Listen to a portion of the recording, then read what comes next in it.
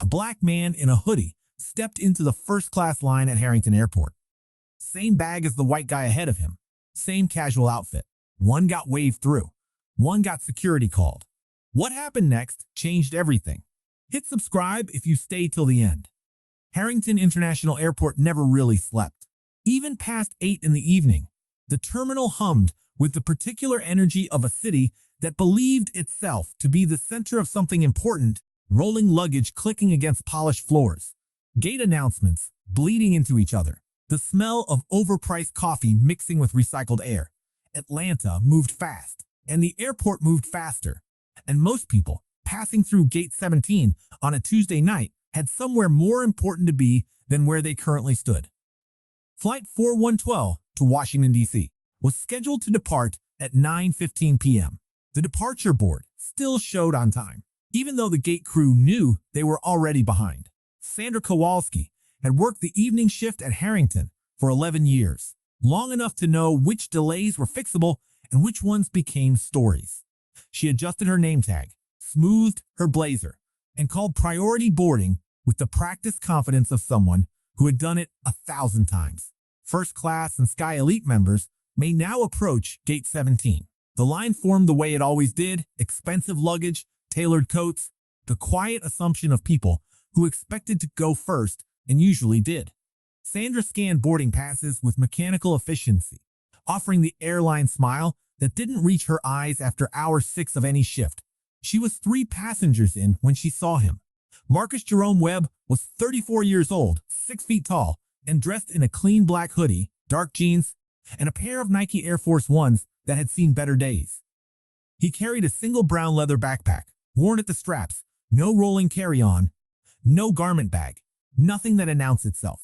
He stood in the first-class line with the stillness of someone who was exactly where he intended to be. Sandra noticed him, the way she noticed anything that didn't match the pattern she had built over 11 years of sorting passengers into mental categories, quickly, automatically, and with a certainty that felt like professionalism, but with something else entirely. She finished scanning the passenger ahead of Marcus, a white man in a Patagonia vest and chinos, who also wore a casual outfit and also carried a single bag, and who had been processed in under 15 seconds without a second glance. Marcus stepped forward and placed his boarding pass on the counter. Sandra picked it up. Her eyes moved to the seat number, 2A, first class. She looked at the pass, then at him, then at the pass again. The pause lasted 2 seconds longer than it needed to. "Sir," she said, keeping her voice professionally low, "are you sure this is your boarding pass?" "First-class boarding is a separate line." Marcus looked at her. Not with anger, not yet, but with the particular clarity of a man who had been asked that question in 100 different forms and knew exactly what it meant each time. "Yes, ma'am," he said. "Seat 2A. His voice was even, unhurried, almost quiet. The kind of quiet that doesn't come from weakness. It comes from practice. Sandra held the pass a half-second longer, then scanned it. The system beeped green, valid. No flag, no alert, no reason to pause. She handed it back without a word. Marcus took it, nodded once, and stepped to the side to wait for the jet bridge to open.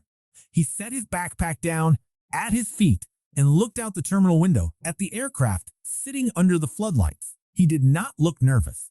He did not fidget. He simply watched the plane the way a man watches something that already belongs to him, quietly and without needing anyone else to confirm it. The jet bridge had not yet opened when Sandra found a reason to call Raymond Holt. She told herself it was procedure. She told herself something felt off. She did not examine either of those thoughts carefully enough to discover that one was a justification for the other. Raymond arrived from the operations corridor with the unhurried pace of a man who believed authority was most effective when it didn't appear to be rushing. He was 50 years old, thick through the shoulders, with the kind of face that had learned to look reasonable while doing unreasonable things. Sandra handed him the boarding pass without speaking, and the look she gave him with it was its own kind of language. A look that said, "I noticed something, and I need you to confirm I was right to notice it."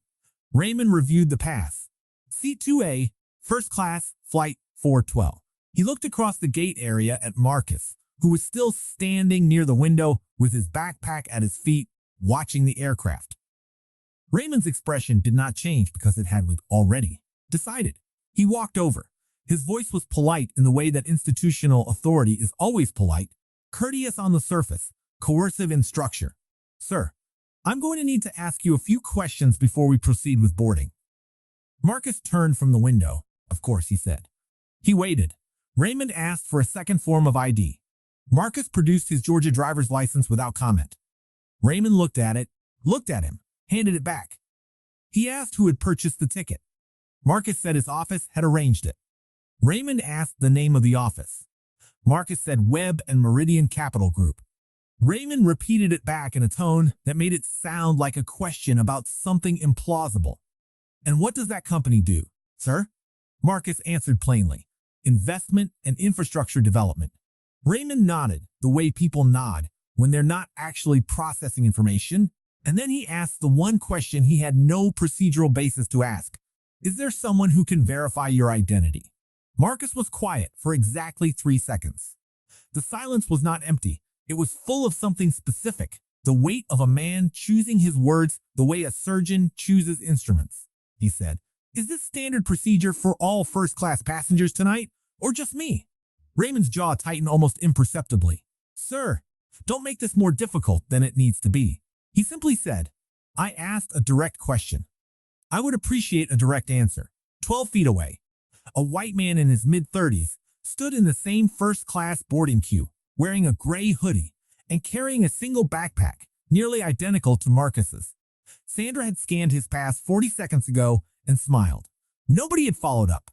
Nobody had verified anything. A young woman sitting in the gate area with a toddler on her lap had seen both interactions.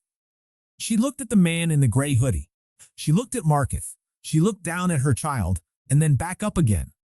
And something moved through her face that she did not fully have words for yet, but would not stop thinking about on the drive home. Raymond had no answer for Marcus's question.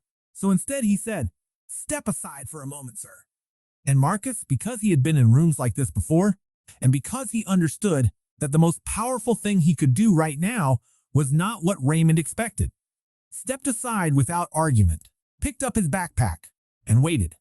The jet bridge remained closed. Flight 4112 sat outside under the white floodlights, patient and indifferent, burning fuel time, while the humans in Gate 17 worked through whatever it was they were working through. Christine Navarro had already radioed the operations center twice. The tarmac crew had been told to hold. The passengers already seated in rows 4 through 32 had received one announcement about a brief ground delay and were now receiving their silence as the second. Marcus stood near the side wall, watching everything with the focused stillness of someone taking inventory. Not of objects, of people. Sandra had returned to the boarding desk, but kept glancing over. Raymond stood a few feet away with his arms folded, doing the thing authority does when it has committed to a position without a foundation, holding the posture tighter to compensate for the weakness underneath. Marcus shifted his backpack to his front and reached for the zipper. He said calmly and clearly, so that both Sandra and Raymond heard it, "I have my travel authorization documents in here. I can show you everything you need right now." Raymond stepped forward before the zipper moved half an inch. He placed his hand directly on top of the bag. "Do not open that bag until security is present." The gate went quieter than it had been all evening. Not because people stopped moving, but because the people who had been pretending not to watch stopped pretending. Marcus looked down at Raymond's hand on his bag. Then he looked up. His voice did not shake. It did not rise. But it became something harder than volume. It became precise. "You just placed your hand on my personal property without my consent. I'm going to need you to remove it." Raymond pulled his hand back, not quickly, slowly, the way people do when they want the withdrawal to look like choice rather than correction. He said, "This is for your safety and the safety of other passengers." Marcus said, "I am standing still. I am cooperating. I have offered documentation twice. Whose safety exactly are we managing here?" Across the gate, in a cluster of padded chairs near the window, Pastor James Ellison set down the newspaper he had been reading. He was 61 years old, built broad and steady, with close-cropped gray hair and the unhurried manner of a man who had learned that presence was more powerful than noise.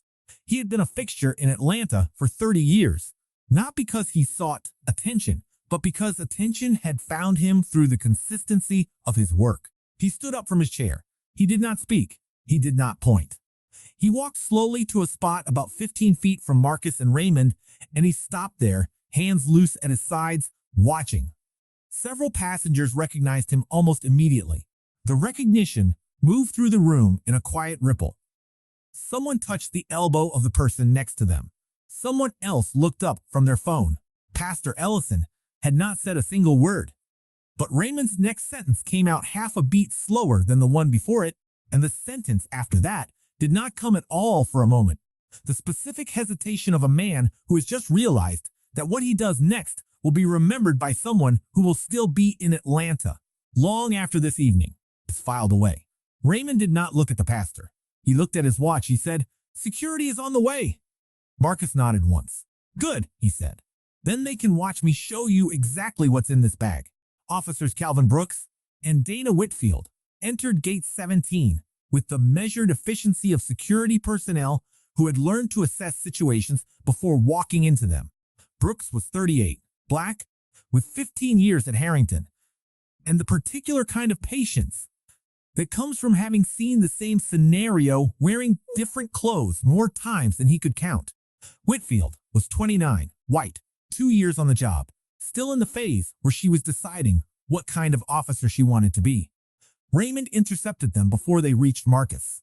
Unaccompanied passenger, first-class ticket, refused additional verification, became confrontational when questioned. Brooks let Raymond finish. Then he looked past him at Marcus, who stood near the wall, completely still. Brooks had been in law enforcement long enough to know what confrontational looked like. This was not it. He walked past Raymond. "Mr. Webb?" Marcus looked at him. "Yes, sir." Brooks said, "I'm Officer Brooks, Airport Security. Can you tell me what happened from your perspective?" It was such a simple thing, asking a person for their own account before drawing conclusions. And yet the fact that it was the first time anyone had done it in the last 20 minutes made it land with unexpected weight. Sandra felt it behind the desk. Raymond's posture stiffened almost imperceptibly. Marcus told it plain and straight. He had presented his boarding pass, been questioned without clear cause, been denied the opportunity to show documentation, had his bag touched without consent, and had been asked to wait for security without being told what he had actually done wrong. Brooks listened without interrupting. Whitfield, standing slightly behind him, was doing the same. When Marcus finished, Brooks turned to Raymond. "What specific threat prompted the security call?" Raymond said, "He was acting unusual." Brooks wrote something in his notepad. "Can you define unusual for the record? And did you make physical contact with the passenger's bag at any point before security arrived?" Raymond did not answer immediately. Raymond opened his mouth and discovered he did not have a definition that would survive being written down. Whitfield asked Marcus if she could look at the bag. Not at Raymond, at Marcus. He said yes. He unzipped it himself and held it open. Brooks looked in. Whitfield looked in. Inside, a MacBook Air in a slim sleeve, a brown leather folder, a phone charger, a water bottle, and a copy of Robert Caro's The Power Broker, a bookmark about a third of the way through. Whitfield picked up the folder. Inside, corporate travel authorization on Webb and Meridian letterhead, signed by 2 executives, emergency contact information, itinerary confirmation, and a business card for the Webb and Meridian Capital Group office in Atlanta.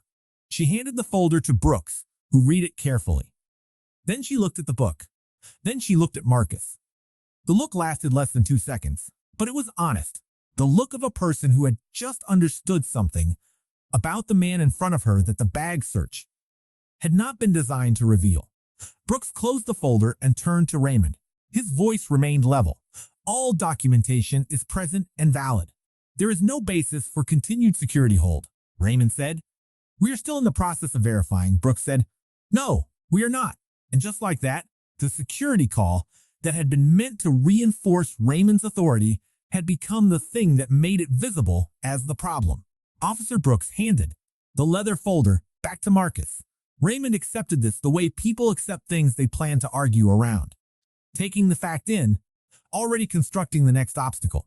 He said, Even with documentation, policy requires supervisory sign-off on irregular boarding situations. Brooks said, writing again, define irregular for the record. Raymond did not define it. Sandra, behind the desk, had opened the full reservation file. She was reading something on the screen she had seen, but chosen not to process. Her face had gone through a small, private shift, the kind that happens when a person finds something they were hoping they wouldn't find. The note was short, embedded in the service flags at the bottom of the booking profile. 2 lines. Corporate partner, executive relations booking. Standard protocol only, no additional verification required. She had seen it when she first pulled the reservation. She had registered it and moved past it, because the sight of Marcus in that line had already made her certain of something. And certainty is efficient that way. It keeps you from reading the fine print. She did not say anything. Not yet. Marcus, meanwhile, had opened his laptop. He did not do it dramatically. He simply placed it on the edge of the gate desk, turned the screen toward Officer Brooks, and said, "This is what I was going to show you 20 minutes ago." The screen showed an email thread.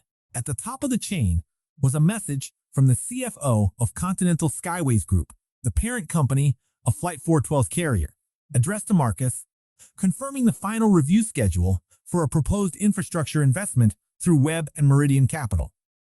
The number in the subject line was $340 million. Below it were 4 more exchanges, increasingly detailed, involving legal teams and project timelines, all of which had Marcus's name on the responses as the senior partner and project lead on the Webb and Meridian side. Brooks read the screen, then read it again. He set his pen down on his notepad very carefully, the way a person does when they are taking a moment to make sure they do not say the wrong thing. He turned and looked at Raymond. Raymond was looking at the screen. His expression did not collapse into something obvious. It was more like watching a wall develop a crack, hairline, and quiet, invisible to anyone not standing close enough. Sandra stared at her keyboard. By this point in the evening, Gate 17 had become something other than a boarding area. The passengers who remained were witnesses now, which is a different thing. Witnesses have obligations that passengers don't. At least 5 phones were recording, some openly, some tilted at angles that pretended to be casual and weren't. A woman in her 40s, with a press credential clipped to her bag strap, had drifted toward the edge of the scene and was speaking quietly into her phone with the measured tone of someone reporting facts rather than impressions. Officer Brooks handed Marcus his own phone. Marcus took it, stepped 4 feet away from the group, not far, just enough for a voice to be private without appearing to hide, and dialed from memory. The call connected in under 10 seconds. He said, "It's Marcus." A pause. "I'm still at the gate." Another pause, shorter. "No, I'm okay." He glanced once in Raymond's direction and then away. "They wanted to be sure I was supposed to be here." A longer pause. He listened. Then softer, in a register that was different from every other tone he had used since arriving. "Don't call anyone yet. Let me see if they corrected themselves first." He paused. "Actually, have Evelyn head this way, just in case."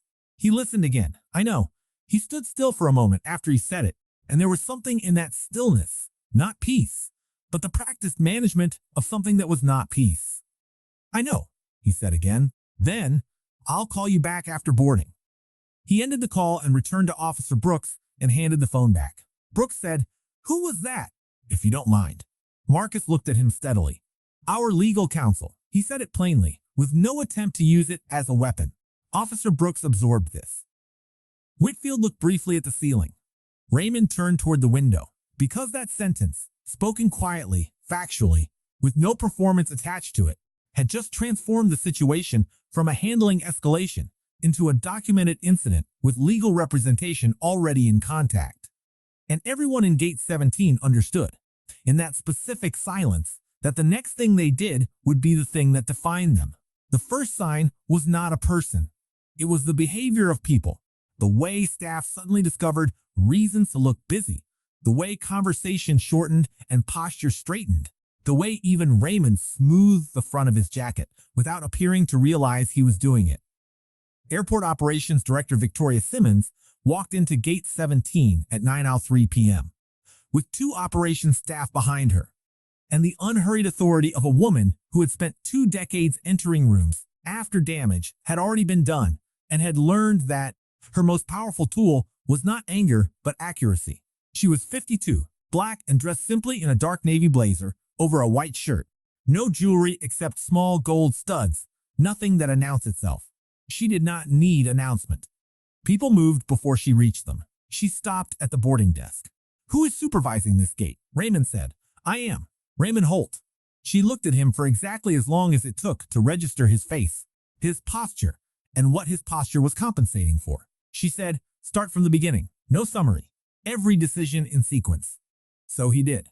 He explained priority boarding, the passenger's appearance, the decision to verify further, the security call, the documentation review. He kept his account professional, which meant he kept it incomplete, Officer Brooks added, without raising his voice. The passenger attempted to produce documentation immediately and was stopped from doing so. Simmons looked at Raymond. He did not refute it. She turned to Sandra. "Did the system flag any irregularity in this reservation?" Sandra said, "No." "Any identity discrepancy?" "No." "Any fraud alert?" Sandra looked once at Raymond before she answered, "No." The word landed the way single-word honest answers always land, heavier than a paragraph. Simmons walked to Marcus. She stopped in front of him and said his name, not first name, Mr. Webb. The distinction was intentional and public and everyone heard it. Marcus stood. "Good evening," he said. She said, "I'm Victoria Simmons. I'm sorry for your delay." He nodded without offering false comfort in return, without saying it was fine, without performing gratitude for an apology that had taken 40 minutes to arrive. She noticed the notebook he had been writing in. She asked, "Were you treated appropriately tonight?" He considered the question. The pause before he answered was not hesitation. It was the action of a person who intended to answer precisely. He said, "I was treated according to what people assumed I was." Simmons received that sentence the way a judge receives testimony, without reaction, because reaction belongs to people who are surprised. And she was not surprised. She was grieved, which was a different thing entirely. She looked at Raymond and said, "Who reviewed the full reservation notes before boarding opened?" Nobody answered. That was also an answer.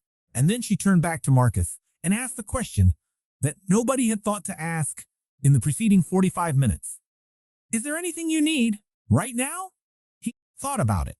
He said, "I would like everyone to understand what actually happened before I get on that plane."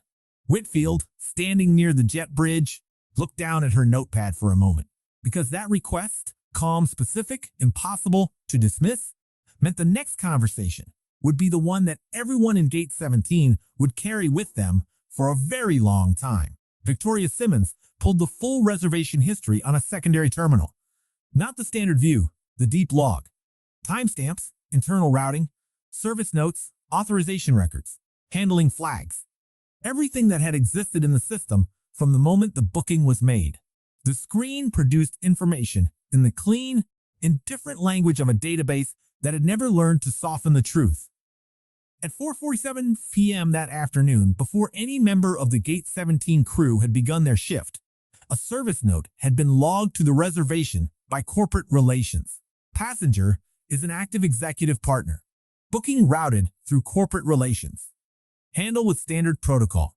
No additional verification required. Corporate liaison notified. Simmons read it once. Then she stepped back from the terminal and said, in a voice that carried no accusation because it did not need to, "Sandra." Sandra walked to the screen. She read the note. The line of her mouth became very tight. She said, "I saw that," when she had checked the reservation, before boarding opened, before Marcus had stepped into the line. "I saw it," she said again, and the repetition was not for emphasis. It was the sound of someone making themselves say a thing they would have preferred not to say. "I saw it, and I moved past it." The gate was very quiet. Simmons did not respond immediately. She let the admission stand in the air for a moment, because some truths need space to be fully understood before anyone adds to them. Then she said, "Thank you for telling the truth." She turned to Raymond. "And you?" Raymond said, "I trusted my read of the situation before I verified the documentation." Simmons said, "That is a careful way of saying something less careful." Raymond held her gaze. "Yes," he said, "it is." Marcus had been watching this exchange from his position near the wall. When Simmons turned toward him and asked if there was anything he wanted to add. He was quiet for a moment. Then he said, "I want them to think about every person who looked like me and stood at this gate without a corporate travel code. What happened to them?" Simmons did not answer, because the answer was that some of them had been turned away, and some of them had missed flights, and some of them had filed complaints that got routed to inboxes where they sat until the filing period expired, and some of them hadn't known there was a complaint process at all. Marcus knew that too. That was why he asked. Evelyn Cross, his legal counsel, had arrived during the reservation review. She was 44, dressed in a charcoal suit, carrying a leather legal portfolio, and moving with the specific economy of someone who had been briefed on every fact and was now here to ensure the facts were not quietly reorganized into something more convenient. She opened the portfolio. She did not say good evening. She said, "I need all security logs, CCTV footage, boarding records, and staff communication from Gate 17 beginning at 8:45 p.m. All of it preserved before end of shift." Simmons said, "Already requested." Evelyn looked at her. "Good." She turned to Raymond and Sandra. "You will both be contacted by our office regarding formal statements. This is not punitive at this stage. It is documentation." The distinction was real but not comforting, because documentation had a way of becoming punitive on its own timeline. Raymond stood still and said nothing, because there was nothing left to say that would improve his position. Sandra looked at her hands, and across the gate, near the window, where he had stood for the better part of an hour, Marcus Webb set his backpack on the chair beside him and sat down. Finally, actually sat down. Not because the situation was resolved, but because his legs had been holding something for a long time, and it was all right now, just briefly, to put it down.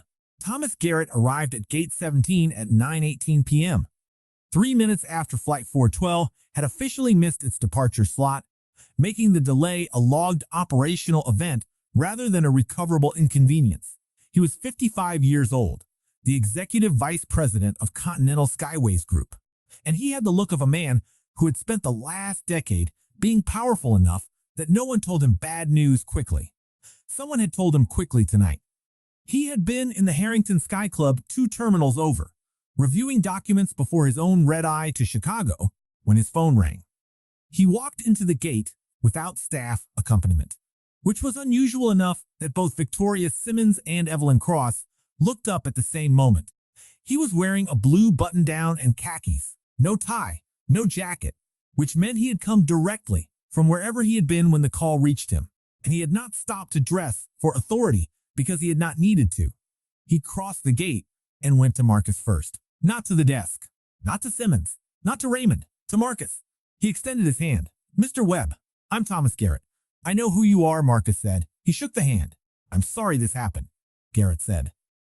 He said it the way a person says something when they mean it and also know it's not sufficient, but say it anyway, because insufficient honesty is still better than sufficient pretense. Then he turned to face the gate, the desk, the staff, the remaining passengers, the officers, the pastor still standing near the window, and he said something that nobody in the room had expected, delivered without drama and without apparent need for approval. "I've been flying through Harrington for 22 years. I've watched black passengers in this terminal pulled aside, questioned, delayed, in first-class boarding lines, in security queues, at check-in counters. I watched it, and I got on my planes. I told myself it wasn't my department, that something that looked like what it was probably had a procedural explanation." He stopped. He looked at Raymond and Sandra. He did not look angry. He looked tired in the specific way of a person confronting a debt they had been pretending wasn't accumulating. "That is not a neutral position," he said. "That is participation." Nobody spoke. Evelyn Cross was writing. Officer Brooks was writing. Somewhere near the window, the reporter with the press credential had her phone held very still. Pastor Ellison stood where he had stood for the last 40 minutes, and on his face was an expression that was not satisfaction. It was recognition, the specific recognition of a person who has spent decades saying a thing and is watching it finally be said by someone whose saying of it will be heard differently. Garrett turned back to Marcus.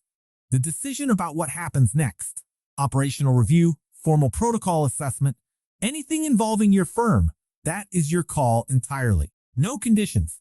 Marcus looked at him. I know, he said. He let a moment pass. Then he said, I'd like to board now. Garrett nodded. Of course. He turned to Victoria Simmons.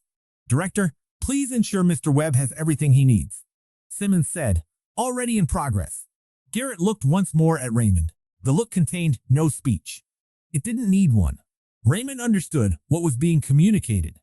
Not just tonight's consequence, but the longer arc of it, the formal reviews, the documentation, the calendar invites from HR that would begin arriving before the week was out.